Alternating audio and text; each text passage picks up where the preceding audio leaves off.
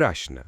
ध्वनि की इकाई, स्वीकृत ध्वनि स्तर तथा ध्वनि प्रदूषण के प्रभाव का वर्णन कीजिए। नंबर 1। ध्वनि की इकाई। ध्वनि की तीव्रता को डेसिबल में मापा जाता है। डेसिबल एक लघु गणकीय इकाई है। इसका उपयोग ध्वनि के दबाव स्तर को मापने के लिए किया जाता है। सामान्य ध्वनि स्तर के उदाहरण: फुसफुसाहट लगभग 20 से 30 डेसिबल, सामान्य बातचीत लगभग 50 से 60 डेसिबल, भारी ट्रैफिक लगभग 80 से 90 डेसिबल, जेट विमान लगभग 120 से 140 डेसिबल। 85 डेसिबल से अधिक ध्वनि लंबे समय तक सुनने से श्रवण शक्ति को हानि पहुंच सकती है। नंबर 2। स्वीकृत ध्वनि स्तर। भारत में स्वीकृत ध्वनि स्तर noise pollution regulation and control rules 2000 के अनुसार निर्धारित किए गए हैं। विभिन्न क्षेत्रों के लिए अनुमत सीमा: औद्योगिक क्षेत्र दिन लगभग 75 डेसिबल, रात 70 डेसिबल। व्यावसायिक क्षेत्र दिन लगभग 65 डेसिबल, रात 55 डेसिबल। आवासीय क्षेत्र दिन लगभग 55 डेसिबल, रात 45 डेसिबल। शांत क्षेत्र जैसे अस्पताल, स्कूल दिन लगभग 50 डेसिबल, रात 40 डेसिबल।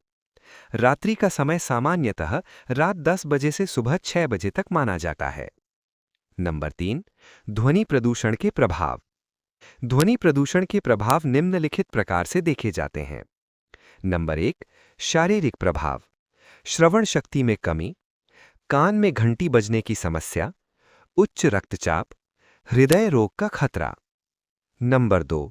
मानसिक प्रभाव: तनाव, चिड़चिड़ापन, अनिद्रा, ध्यान केंद्रित करने में कठिनाई। नंबर 3। सामाजिक प्रभाव: कार्यक्षमता में कमी, कार्यस्थल पर दुर्घटनाओं की संभावना, संचार में बाधा। नंबर 4। बच्चों पर प्रभाव: अध्ययन में बाधा, स्मरण शक्ति कमजोर होना, मानसिक विकास प्रभावित। नंबर 5। पर्यावरण एवं जीव जंतुओं पर प्रभाव: पक्षियों के प्रवास में बाधा, पशुओं के प्रजनन चक्र पर प्रभाव, पारिस्थितिक संतुलन प्रभावित।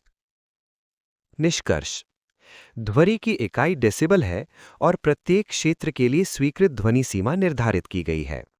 इन सीमाओं से अधिक ध्वनि मानव स्वास्थ्य, मानसिक स्थिति एवं पर्यावरण पर गंभीर प्रभाव डालती है। अतः ध्वनि स्तर को नियंत्रित रखना एवं निर्धारित मानकों का पालन करना अत्यंत आवश्यक है। प्रश्न। ध्वनि प्रदूषण के प्रभाव तथा ध्वनि नियंत्रण तकनीकों का विस्तृत वर्णन कीजिए। नंबर 1। परिचय।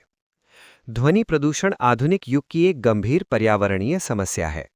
औद्योगिकीकरण, शहरीकरण, परिवहन के साधनों तथा सामाजिक गतिविधियों में वृद्धि के कारण ध्वनि का स्तर निरंतर बढ़ रहा है।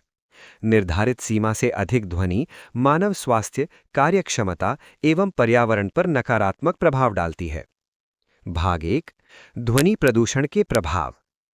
ध्वनि प्रदूषण के प्रभाव शारीरिक, मानसिक, सामाजिक तथा पारिस्थितिक स्तर पर देखे जाते हैं। नंबर 1। शारीरिक प्रभाव: श्रवण शक्ति में कमी, लगातार 85 डेसिबल से अधिक ध्वनि सुनने से सुनने की क्षमता कम हो जाती है। लंबे समय तक संपर्क में रहने से स्थायी बहरापन हो सकता है। कान में दर्द, टिनेटस यानी कान में घंटी बजने जैसी आवाज। उच्च रक्तचाप, हृदयघात का खतरा, हृदय गति में वृद्धि। नंबर 2। मानसिक प्रभाव: तनाव, चिड़चिड़ापन, अनिद्रा, ध्यान केंद्रित करने में कठिनाई, अवसाद। लगातार शोर मानसिक संतुलन को प्रभावित करता है। नंबर 3। बच्चों पर प्रभाव: पढ़ाई में एकाग्रता में कमी, स्मरण शक्ति कमजोर होना, मानसिक विकास प्रभावित। स्कूलों के आसपास शोर का स्तर अधिक होने से सीखने की प्रक्रिया प्रभावित होती है। नंबर 4।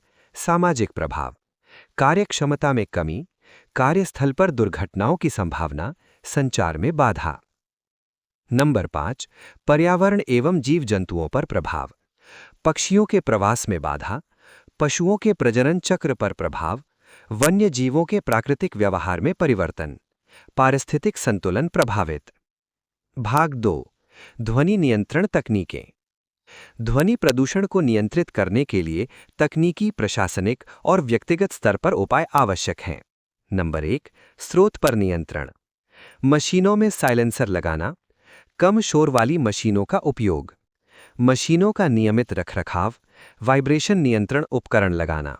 ये सबसे प्रभावी तरीका है क्योंकि ध्वनि को उत्पन्न होने से पहले ही नियंत्रित किया जाता है। नंबर 2, मार्ग में नियंत्रण। ध्वनि अवरोधक लगाना, दीवारों पर ध्वनि अवशोषक सामग्री का उपयोग, ग्रीन बेल्ट लगाना। पेड़ पौधे ध्वनि को अवशोषित करने में सहायक होते हैं। नंबर 3, रिसीवर पर नियंत्रण।